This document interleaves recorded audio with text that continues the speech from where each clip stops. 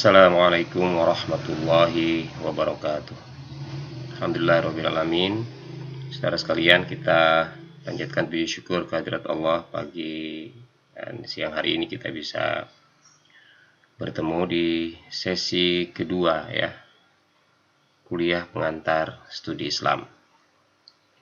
Namun sebelumnya marilah kita buka kuliah kita dengan bersama-sama membaca Bismillahirrahmanirrahim.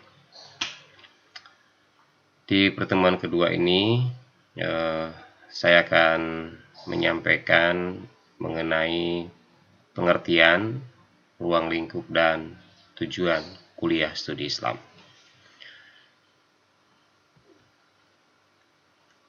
Saya akan coba tampilkan dulu. Ya. Pengertian studi Islam.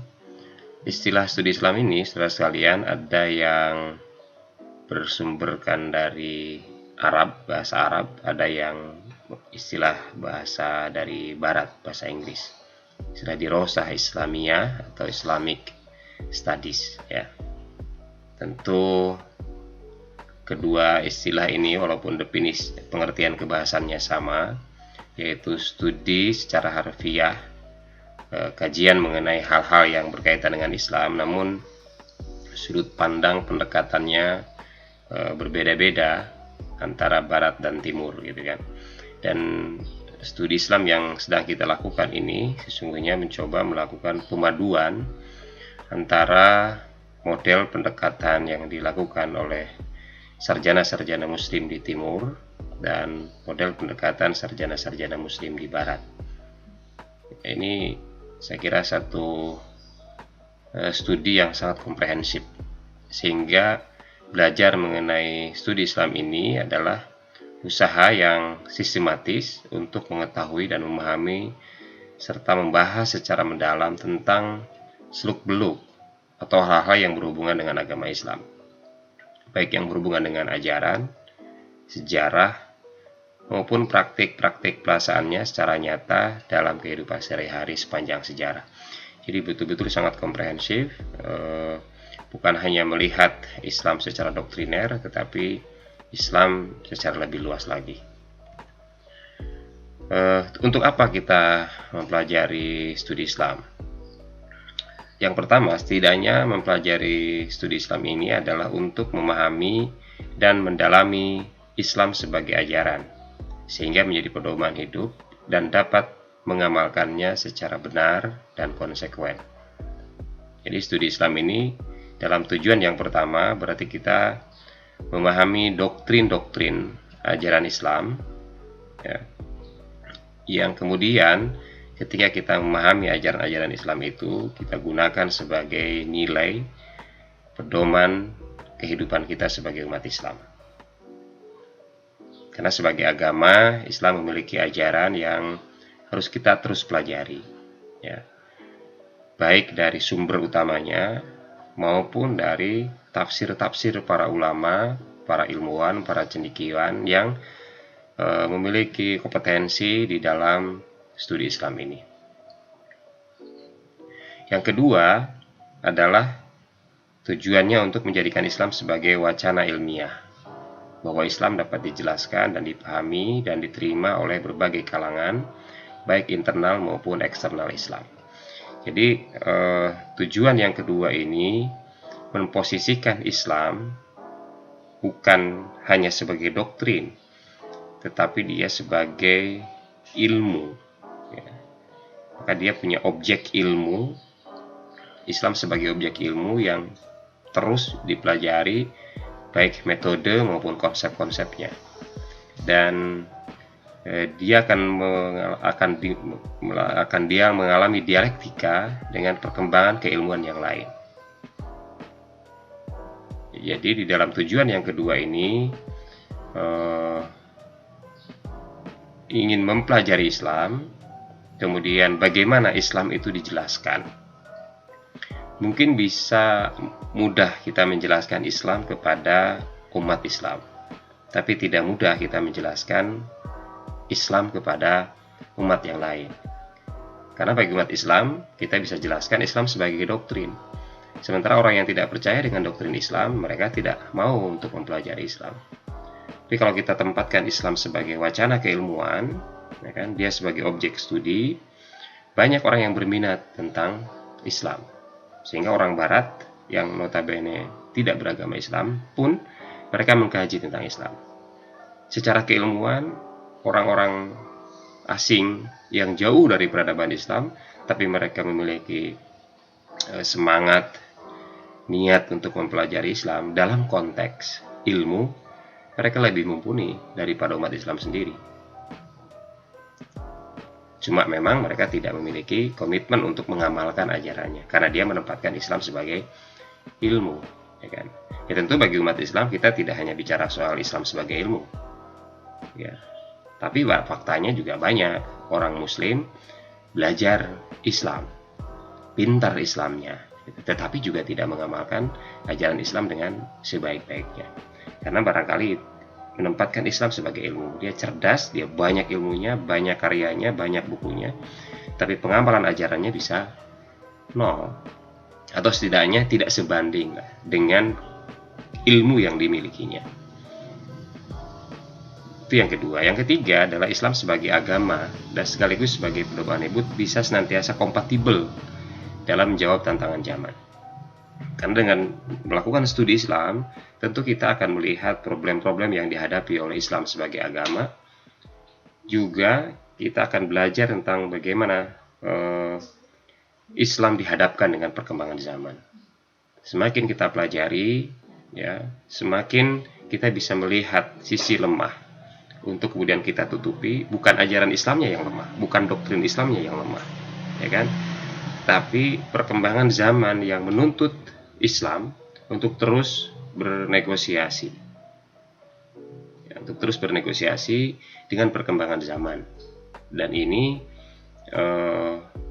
kita dituntut sebagai umat Islam untuk mendialogkan Islam terus-menerus dengan perkembangan zaman.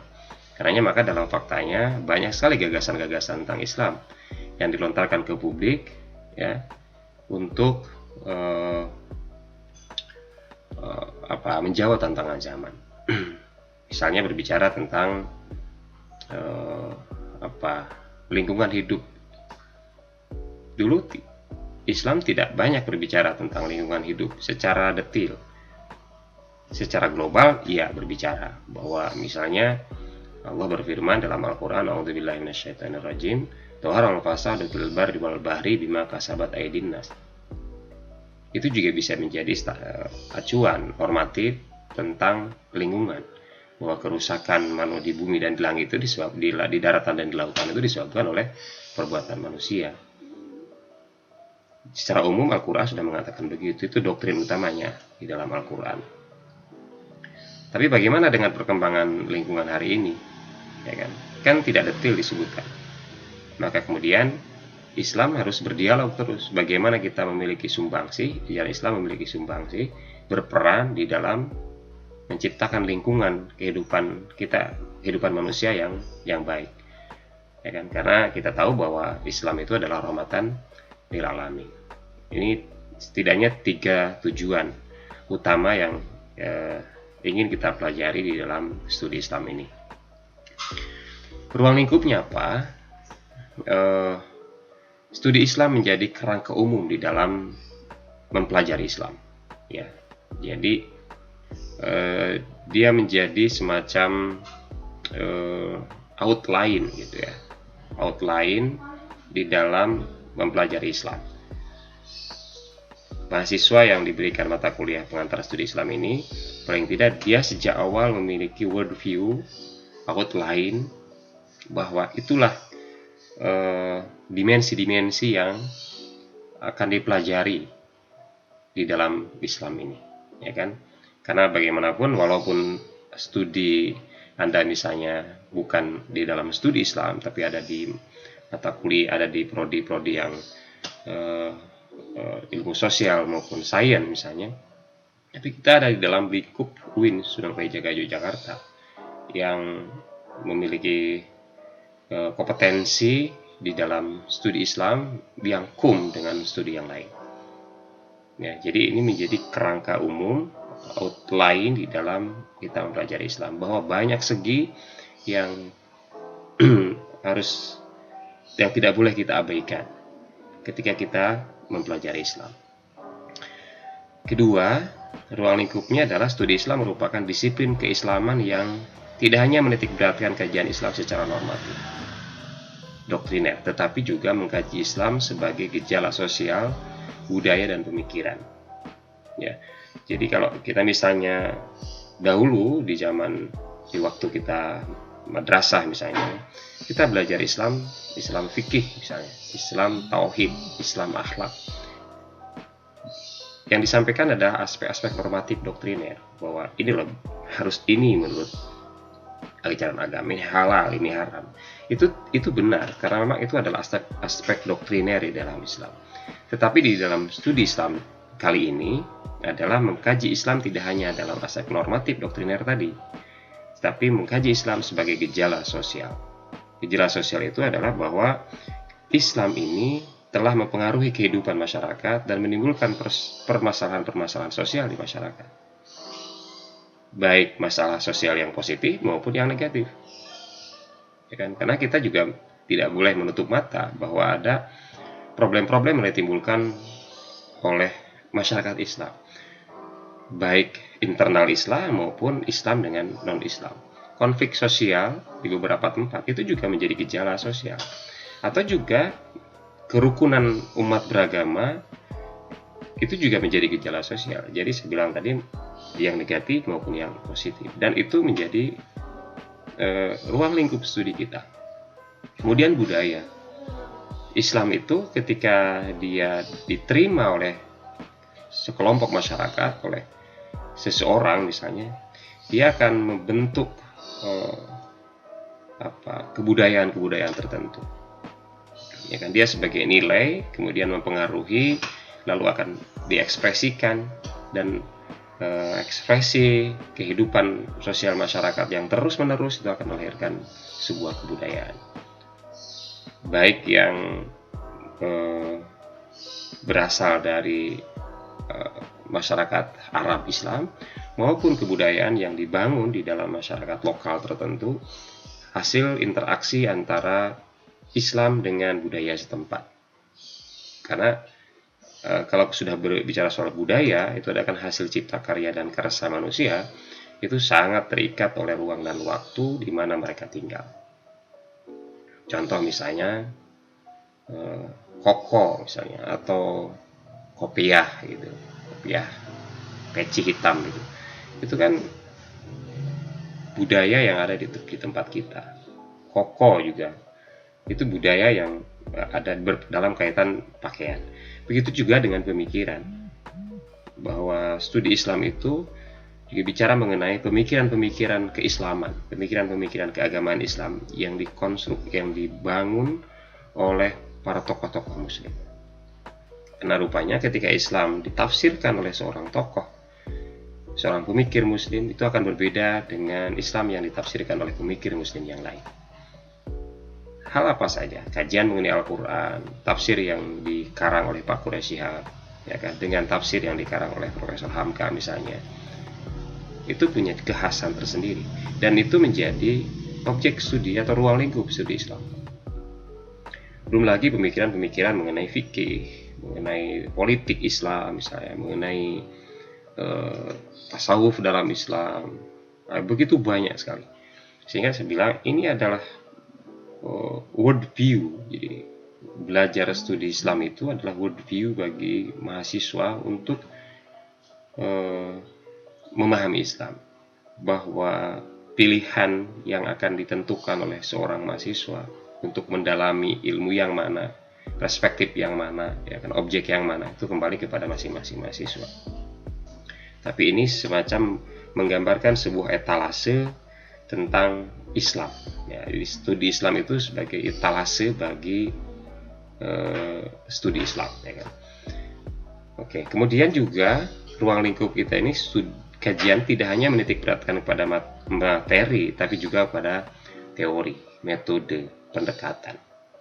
Seperti kita tahu hari ini di UIN Sunan Kalijaga Yogyakarta paradigma integratif interkonektif sebagai core values UIN Sunan Kalijaga Yogyakarta, itu ranahnya bukan pada aspek material, ya kan, materi, tapi ada pada aspek forma, pada aspek metode, pada aspek teori, pada pendekatan bagaimana cara memahami Islam ini, sehingga muncul memahami Islam dengan cara dalam tradisi masyarakat Arab misalnya ada Bayani, ada Irfani, ada Burhani, atau dalam masyarakat selain itu dikenal dengan istilah Bayani, perspektif sosiologis, historis, ya kan, normatif.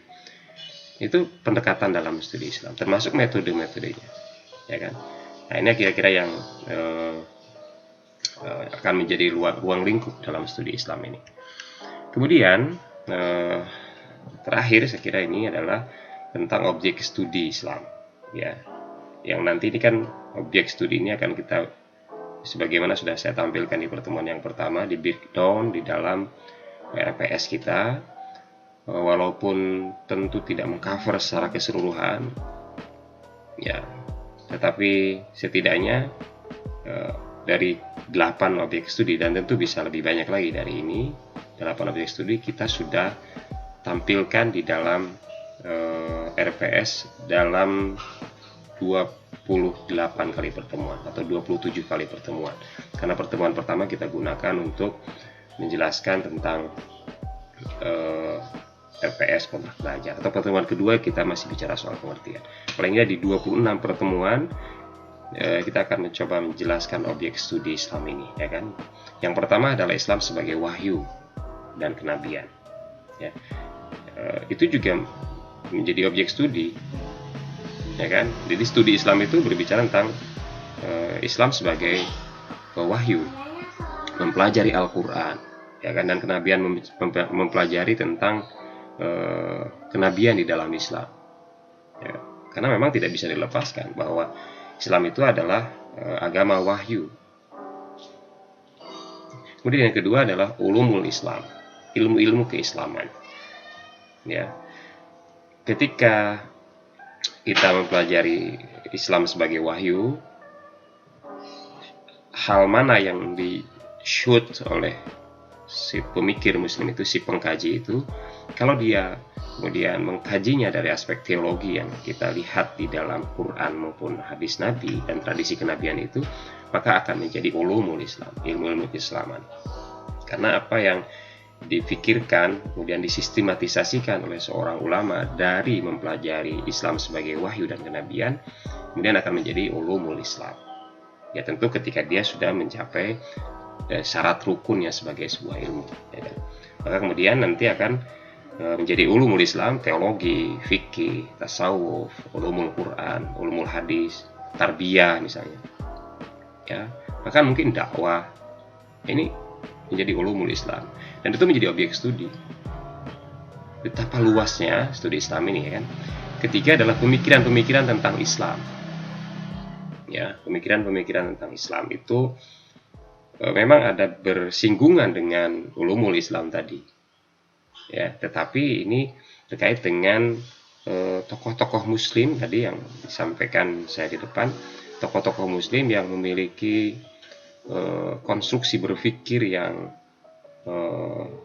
sistematis, ya. Jadi bukan parsial material gitu, tapi dia punya kerangka berpikir yang original, itu terstruktur dengan bagus, ya, tentang Islam, baik yang dilakukan oleh insider umat Islam itu sendiri yang kita sebut mungkin sebagai ulama, ya kan, cendekiawan muslim, atau outsider, orang-orang non muslim yang memiliki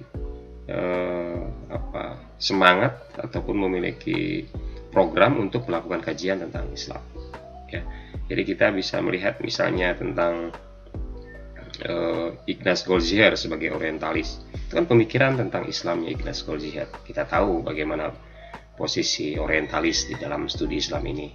Tapi itu kita tidak bisa memungkiri, itu adalah pemikiran tentang Islam yang dilakukan oleh outsider, ya kan. Montgomery Watt misalnya, ya kan. Itu orang-orang outsider yang mempelajari tentang Islam. Annie Marissime misalnya, seorang peneliti dalam bidang tasawuf Islam. Nah, itu outsider. Tentu kalau insider begitu banyak, mulai dari pemikir klasik sampai dengan pemikir modern. Itu menjadi objek studi yang luar biasa. Ya kan? Kemudian yang keempat adalah Islam sebagai produk sejarah dan kebudayaan. Itu jadi objek studi di dalam Islam. Ya kan? Jadi sejarah Islam klasik, tengah, modern, ya kan, itu bisa menjadi objek studi. Ya kan? Kemudian kebudayaan Islam di Indonesia, kebudayaan Islam di Arab, kebudayaan Islam di Barat misalnya, ya kan, itu menjadi objek studi yang tidak akan pernah habis untuk dipelajari. Kemudian masyarakat atau komunitas Muslim, ya kan, komunitas dalam arti luas maupun komunitas dalam arti sempit. Komunitas Muslim Indonesia misalnya juga terbagi-bagi menjadi masyarakat Muslim Indonesia itu terbagi-bagi menjadi komunitas-komunitas tertentu. Islam Buton misalnya, Islam Jawa, ya, dan itu sudah melahirkan karya-karya ilmiah, buku-buku, disertasi, penelitian-penelitian yang dilakukan oleh para ilmuwan tentang masyarakat atau komunitas Muslim ini, ya kan. Kemudian studi kawasan Islam, ya, studi kawasan ini juga penting untuk dipelajari. Paling tidak nanti kita bisa lihat ciri khasnya, perbandingannya, mengapa berbeda antara Islam di Malaysia dengan Islam di Indonesia, Islam di Singapura misalnya, Islam di Afrika misalnya, ya kan, Islam di Eropa, Islam di Amerika, itu Islam di Arab sendiri, itu kan Islam kawasan. Lalu Islam dan perubahan zaman.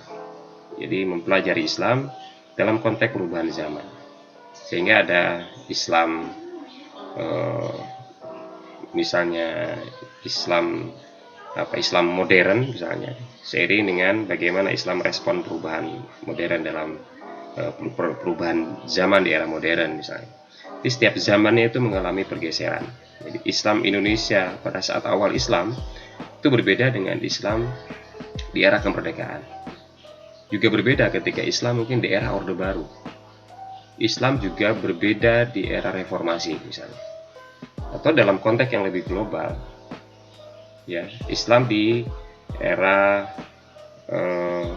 pembentukan ajaran misalnya di zaman Nabi, Islam di masa sahabat, Islam di masa tabi'in, ya kan, Islam di masa kekhalifahan dinasti, ya kan, kedinastian, Islam di era nation state, negara bangsa misalnya, atau juga perubahan zaman dalam konteks masyarakat modern, ya kan, dan masyarakat tradisional misalnya. Itu juga menjadi objek studi yang menarik dan itu bisa di-cover di dalam studi Islam ini.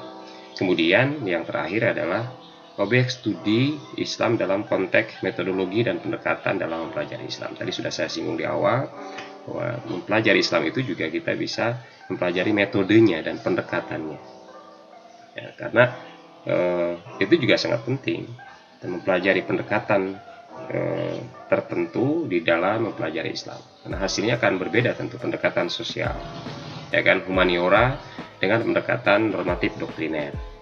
Dan itu fakta yang tidak bisa kita pungkiri. Ada orang yang melihat Islam dari perspektif normatif doktriner, ada orang yang melihat Islam dari pendekatan sosio-historis misalnya, seperti Pak Kunto Wijoyo, itu dia mencoba menghadirkan studi Islam dalam perspektif sosio-historis atau sosiologis misalnya. Nah, ini saudara sekalian, beberapa hal yang saya sampaikan di pertemuan ini. Nanti silahkan diresapi apa yang saya sampaikan ini, kemudian nanti kita akan diskusikan lebih lanjut setelah sesi ini. Demikian saya akhiri sampai di sini dulu. Wassalamualaikum warahmatullahi wabarakatuh.